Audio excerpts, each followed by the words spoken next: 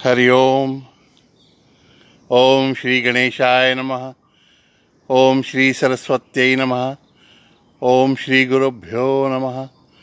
ओम समस्त जन कल्याणे निरतं करुणामयं नमामि चिन्मयं देवं सद्गुरुं ब्रह्म विद्वरं।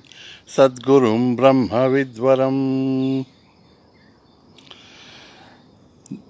दोस्तों, मैं आज बड़ा दुखी हूँ। पता है क्यों? रात को देखा तो सिर्फ 80 लाइक्स आए थे मेरे वीडियो पे। परसों 100 आए थे, लेकिन कल तो 80 तक ही थे। मैं दुखी हो गया। कल भी मैं दुखी हुआ था, परसों तो और दुखी हुआ था। मुझे याद है परसों मैं सुबह दुखी हो गया था। पता है क्यों? हमारे आश्रम में जो इडली बनी थी ना, वो थोड़ी सॉफ्ट नहीं थी, कड़क थी। मुझे मजा नहीं आया, मैं दुखी हो गया।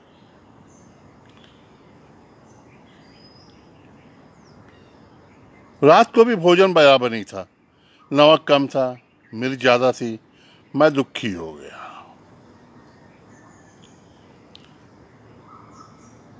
बुधवार को भी मैं दुखी था।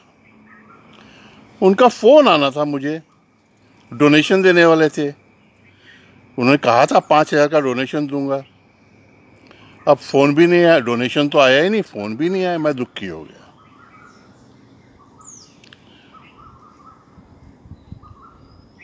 सुन रहा हूं मैं, आप कह रहे हैं आप तो स्वामी हैं, आपको दुखी क्यों होके चलेगा? दुखी तो आपको होना ही नहीं है। हाँ, सुन रहा हूं, कहिए कहिए। आप बता रहे हैं कि मेरा नाम स्वामी आत्मदेवानंद आनंद। हाँ हाँ, हम स्वामियों का नाम आनंद इसीलिए रहता है कि हमको हमेशा आनंद में रहना है। मैं भी रहने की कोशिश करता हूँ, लेकिन मेरा व्यवहार कैसा हो जाता है पता है?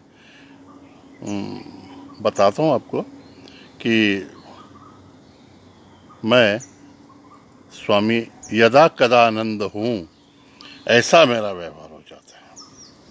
यदा कदानंद पर यदा कदा मैंने कभी कभी, कभी खुश हैं तो कभी दुख में हैं।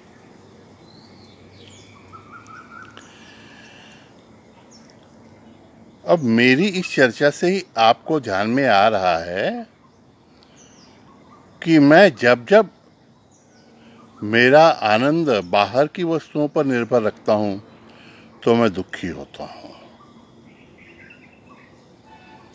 आप बड़े होशियार हैं और पता नहीं आपका सत्संग इतना अच्छा है कि जब आपसे बात करने लगता हूं तो बहुत सी बातें मुझे खुलकर समझ में आती हैं।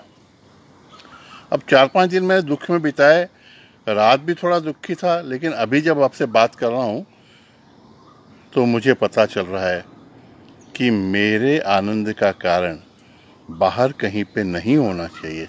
और अब मुझे ध्यान में आ रहा है कि मेरे सदगुरु ने कहा था कि बेटा, तुम स्वयं आनंद स्वरूप हो, सच्चिद आनंद। बाहर की वस्तु में आनंद तो है, लेकिन क्षणिक है। और पिछली बार भी कहा था कि उस वस्तु में आनंद लेने की क्षमता है भी या नहीं, यह भी वादातीत मुद्दा है। इस पे भी चर्चा हो सकती है। बड़े बड़े शहरों में जब कुत्ते पालते हैं ना, तो उनको हड्डियां देते हैं,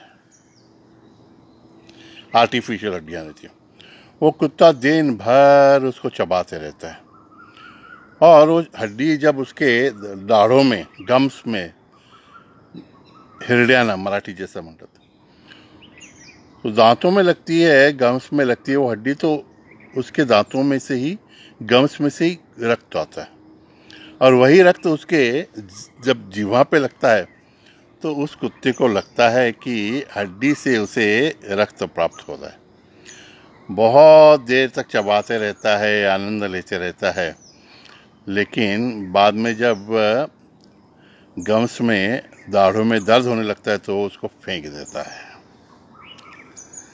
हम भी ऐसे ही व्यवहार करते हैं। हम क्या, मैं मेरी बारे में बोलता हूँ।